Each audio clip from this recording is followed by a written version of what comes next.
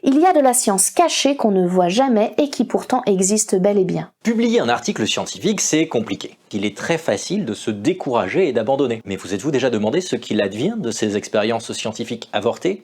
Eh bien, elles restent dans les tiroirs. Et c'est même pas encore le pire. Il arrive que des études soient menées au bout, que les résultats intéressants en ressortent et qu'ils ne soient jamais publiés non plus. Et ça, c'est très embêtant, parce que ça entraîne le fameux effet de tiroir. Les études positives sont plus souvent publiées que les études négatives. Tous ces résultats restent planqués dans le fond d'un tiroir. C'est triste, mais c'est surtout problématique pour plusieurs raisons. Déjà, très pragmatiquement, les fonds de la recherche ne sont pas illimités. Et refaire les mêmes expériences juste parce que l'équipe d'à côté n'a pas cru bon de les publier, c'est un gâchis de moyens financiers et humains.